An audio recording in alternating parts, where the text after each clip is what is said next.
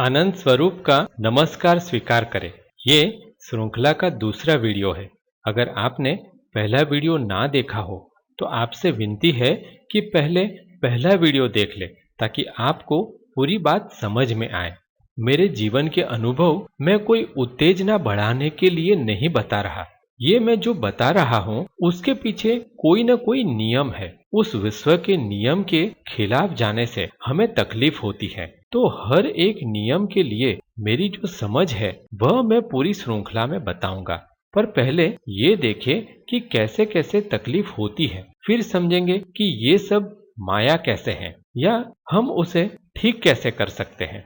पहले वीडियो में हमने देखा था कि मुझे बचपन से लेकर जवानी तक कैसे कैसे अलौकिक अनुभव हुए और उससे कैसे प्रश्न खड़े हुए।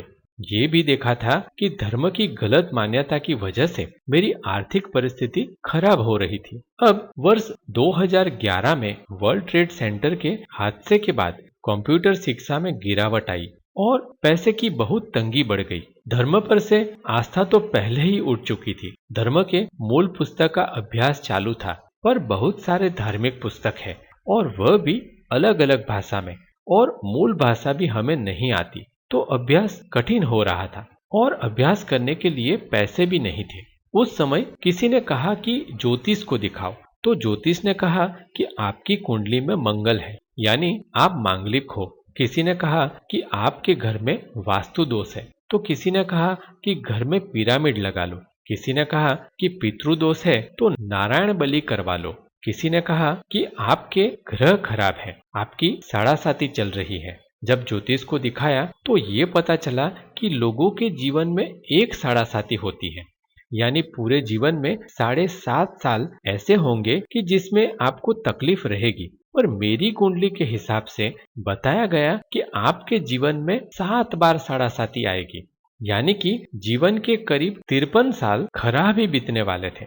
जहां जहां गया वहां आध्यात्मिक बातें कम और पैसों की बात ही ज्यादा थी। लोग कुछ न कुछ विधि बताते थे, वह करने पर फायदा नहीं होता था, और सभी विधि के लिए पैसे इतने बताए जाते कि वह कमाने जितने अच्छे दिन होते तो ये विधि की कोई जरूरत ही नहीं थी। जो गुरु और अगवा बन के बैठे हैं उनसे ज्यादा सवाल करो तो गुस्सा करते थे।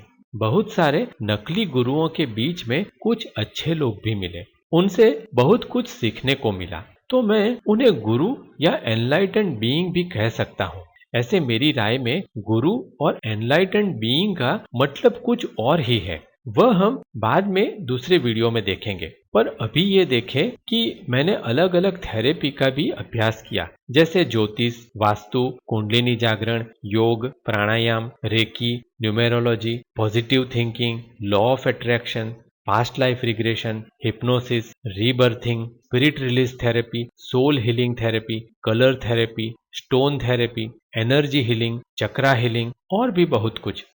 एक और ये सब बात चल रही थी और दूसरी ओर आचार्य रजनीश के ध्यान से बहुत से अनुभव होने लगे थे। ऐसे मैं ध्यान में होने वाले अनुभव की ज्यादा बात करना नहीं चाहता, क्योंकि वह सब माया है। माया के बारे में आगे के वीडियो में बात करेंगे, पर अभी इतना बता दूं कि ध्यान के अनुभव जैसे शरीर का बड़ा हो जाना, हवा में ऊपर उठ जाना, शरीर के बाहर निकलना, टेलीपैथी, मृत आत्माओं से बात, पुनर्जन्म का ज्ञान, ये सब अनुभव हो रहे थे। और मेरे पिछले जन्मों में मैंने जो साधना की थी वह भी पता चल रहा था। तो अनुभव के साथ अनुभव की व्यर्थता भी नजर आती थी।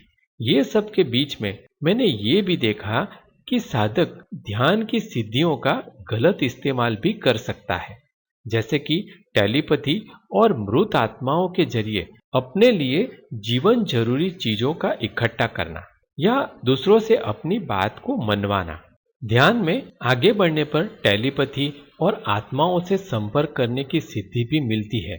तब बहुत लोग जाने अनजाने में उसका इस्तेमाल करते हैं और बहुत लोग उसके भोग भी बनते हैं। उदाहरण के तौर पर आपको लगता है कि मैं मेरी खुशी से इस व्यक्ति को ये चीज दे रहा हूं, पर असल बात यह होती है कि वह व्यक्ति ऐसा कुछ कर रहा है जिससे आप बिना सोचे समझे वह चीज दे रहे हैं। जैसे साधक ऐसा कर सकते हैं कि जो वस्तु की जरूरत हो वह बात ध्यान में आत्माओं को बताते हैं और आत्माएं किसी दूसरी व्यक्ति के दिमाग में वह बात डाल देते हैं और वह व्यक्ति तुरंत ही साधक को वह वस्तु या उसके लिए पैसे दे देता है। पर जब आत्मा का असर कम होता है तब व्यक्ति पछतावा करता है कि मैंने ये वस्तु या पैसे क्यों बर्बाद किया। अब ये बात देखने में तो बहुत अच्छी लगती है कि मैं ध्यान में इतना आगे बढ़ गया कि अब मैं जो चाहूं पा सकता हूं, पर मुझे ये एक छल कपट लगता है। किसी भी व्यक्ति को बिना बताए उससे कुछ लेना छल कपट हो जाएगा। ये ऐसा ही है कि जो आप रोजाना अखबार में पढ़ते हो कि किसी बुढ़िया को किसी ने आके बोला कि तेरे हाथ में से सोने के कंगन उतार कर दे दे, और बुढ़िया ने बिना सोचे समझे उतार कर दे दिया। बाद में बुढ़िया को पूछा गया कि आपने सोने के कंगन क्यों उतार कर दे दिए, तो वो कहती है कि मुझे पता ही नहीं कि मैंने ऐसा क्यों किया। तो ये बताता है कि कुछ ऐसा है जिससे आप दूसरे लोगों को मजबूर कर सकते हो कि वो बिना सोचे समझे आपकी मर्जी के मुताबिक करें। इसी तकनीक की वजह से आप ऐसे कई नकली गुरु को देखते हो जो लाखों कमाई कर रहे हैं। कुछ ऐसा होता है जिससे प्रभावित होकर सब लोग अपनी वस्तु और पैसा वगैरह दे देते हैं और बाद में जब उन्हें पता चलता है तो उन्हें लगता है कि उन्हें ठगा गया है। बाद में वह लोग शिकायत करते हैं। वही वजह से कई गुरु, बाबा या अगवा जेल में भी गए हैं। जब आप अखबार में ऐसा पढ़ते हो तो आपको लगता है कि ये लोग समझ क्यों नहीं रहे, ये बाबा या गुरु जो बोलता है वैसा क्यों कर रहे हैं। लाखों रुपया देना, अपनी पत्नी, बेटी या बेटे को बिना सोचे समझे गुरु के हवाले कर देना, गुरु जो गलत काम बता रहा है वह आसानी से कर देना, गुरु की इस्तेमाल की हुई या जूठी की हुई चीजों को खाना या बहुत बड़ी कीमत देकर खरीदना। आपको लगेगा कि ये सब तो पागलपन है, पर वह साधक को ऐसा नहीं लगता। उसे लगता है कि वह बहुत ही अच्छा काम कर रहा है। उसके पीछे बहुत बड़ा ऊर्जा विज्ञान है। ना उसके बारे में नकली गुरु जानता है, न ही साधक जानता है। दोनों ही अनजाने में कर रहे हैं। शायद आचार्य रजनीश ने भी इसी तकनीक का इस्तेमाल करके इतनी धन दौलत इकट्ठा की थी।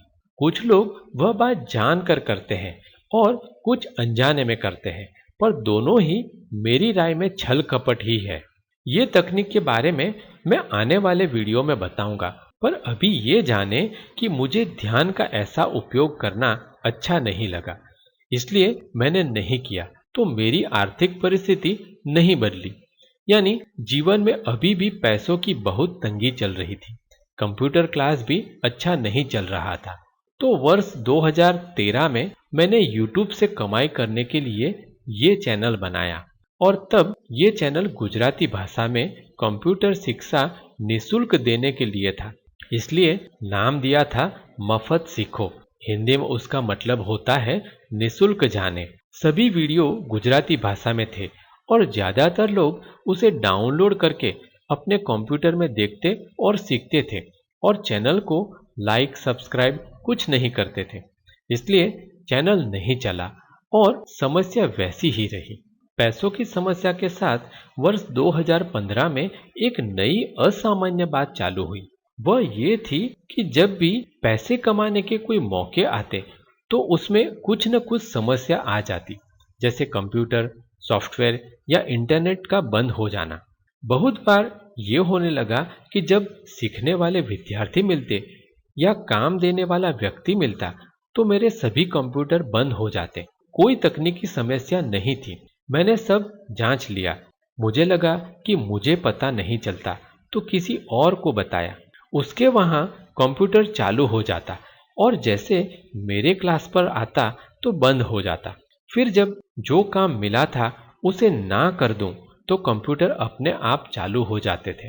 अब आप ये कहोगे कि ये तो एक संयोग मात्र है कि कुछ काम मिला और कंप्यूटर बंद हो गया और काम चला गया तो कंप्यूटर वापस चालू हो गया। मैं भी वही मानता अगर ये एक या दो बार हुआ होता।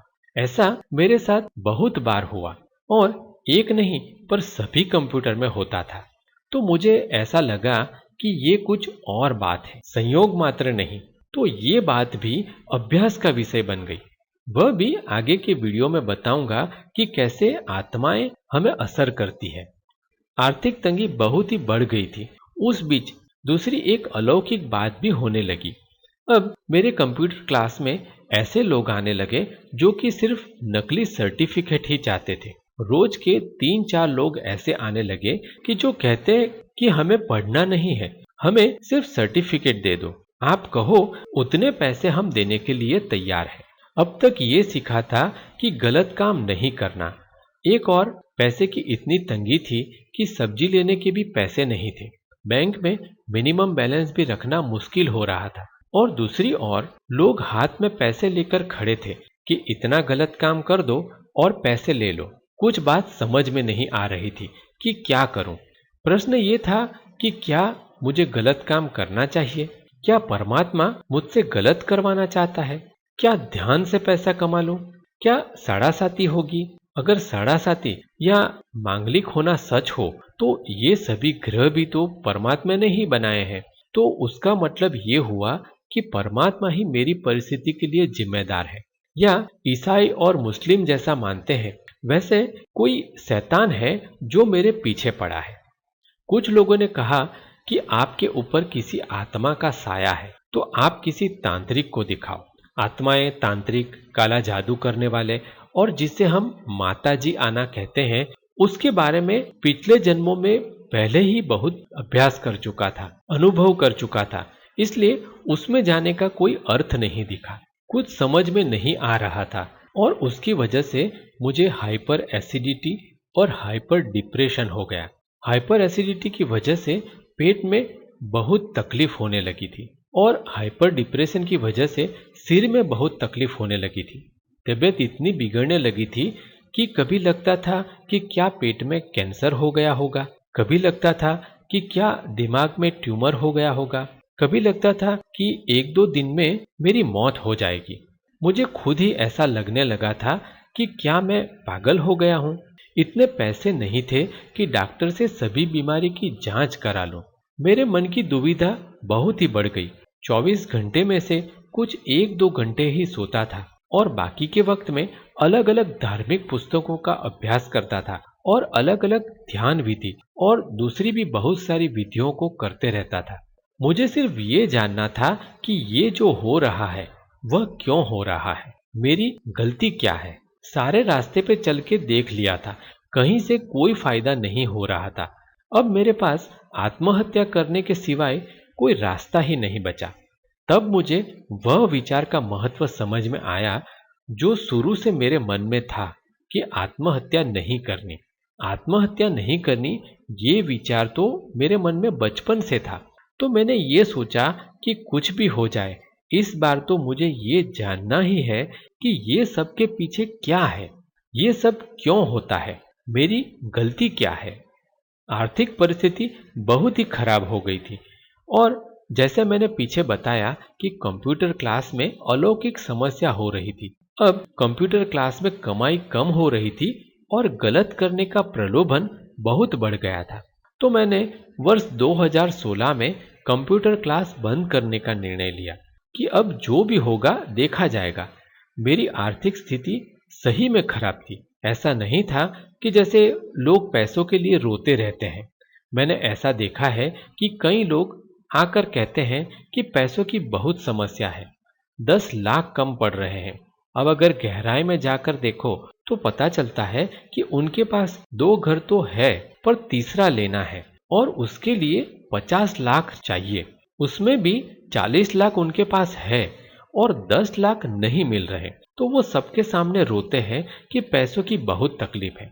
तो मेरी समस्या ऐसी नहीं थी, पर सही में कमाई का कोई जरिया ही नहीं था। ना कोई बाप दादा की धन दौलत थी, ना खुद की जमा पूंजी, ना कोई बैंक में एफडी थी, ना कोई एलआईसी। पैसों के नाम पर सिर्फ 500-600 रुपये हाथ पर थे, बस उतना ही। मेरी आमदनी भी कुछ 5,000 महीना ही हो पाती थी। फिर भी मैंने कंप्यूटर क्लास बंद कर दिया और एक दिन सब छोड़ दिया। बैठ गया कि देखता हूं क्या होता है। ऐसा लगता था कि एक दो दिन में मैं मर जाऊंगा। सोचा कि पैसे तो कमा नहीं पाता, घर तो चला नहीं पाता, घर के दूसरे सभ्य पर बोझ सा होने लगा था, तो जीकर भी क्या करें। अब मेरे मन में एक ही विचार था कि देखें क्या होता है, परमेश्वर बचाने आता है या शैतान मार डालने आता है। समय बीतता गया, ना परमेश्वर बचाने आया, ना शैतान मार डालने आया। पर मेरी आंखें खुल गई, एक समझ आई कि ये सब क्यों हो रहा है। उस समझ के साथ ही जैसे सब ठीक हो गया। साढ़ा साथी अब भी चालू है और कुंडलिनी में मंगल अभी भी बैठा हुआ है। अभी भी बैंक में मिनिमम बैलेंस रखना मुश्किल हो रहा है, पर फिर भी एक आनंद आ गया, जैसे जीवन के सभी प्रश्नों के उत्तर मिल गए। तब मुझे आचार्य रजनीश का वाक्य याद आया, जो वो बार बार कहते रहते हैं कि परिस्थिति नहीं पर मनस्थिति बदलो। मेरी मनस्थिति बदल गई थी। अब नई समझ के अनुरूप जीना था। नई समझ तो मिली, पर उसके पहले जीवन में जो खराबी कर दी थी उसे ठीक होने में तो थोड़ा समय लगेगा। लोगों को सिर्फ मेरा बाहरी शरीर दिखता है, मेरे अंदर जो दुख था ना वो दिखा था, ना मेरे अंदर जो आनंद है वह दिखता है। अभी भी बहुत लोग कमाई करने के नए नए तरीके बताते हैं। कहते हैं कि कपड़े की दुकान खोल दो, इमिटेशन ज्वेलरी की दुकान खोल दो, रेस्टोरेंट खोल दो, LIC एजेंट बन जाओ, और भी बहुत से तरीके बताते हैं। उनका उद्देश्य अच्छा ही है, पर मैं कैसे बताऊं कि मेरे अंदर जो आनंद की स्थिति है उसे छोड़कर पैसे कमाने के लिए ये सब उल्टा पुल्टा करना बहुत तकलीफ देता है, पर फिर भी करना पड़ता है। ध्यान के आनंद के साथ बैठे नहीं रह सकते। जीवन चलाने के लिए दुनियादारी भी करनी पड़ती है, पर जैसे ही नई समझ के साथ जीना चालू किया तो कठिनाइयों के साथ भी आनंद ही आनंद आने लगा। बाहर सब कठिनाइयां हैं और अंदर एक शांति और आनंद है। तब लगा कि आनंद स्वरूप नाम ठीक ही मिला था। मेरे जीवन की जितनी बात आपको जानना जरूरी थी वह बता दी। अब ये देखेंगे कि मेरी गलती क्या थी और उस पर से मैं क्या सीखा। अगले वीडियो में धर्म के बारे में मेरी जो राय है वह बताऊंगा। ये वीडियो देखने के लिए आपका बहुत बहुत आभार। आपको विनती करता हूं कि अगर अभी तक आपने मेरी चैनल को सब्सक्राइब ना किया हो तो अभी कर ले और बेल आइकन भी दबा ले। यदि आपको वीडियो पसंद आया है तो लाइक और शेयर करना न भूलें। उससे मुझे थोड़ा आर्थिक फायदा जरूर होगा। धन्यवाद।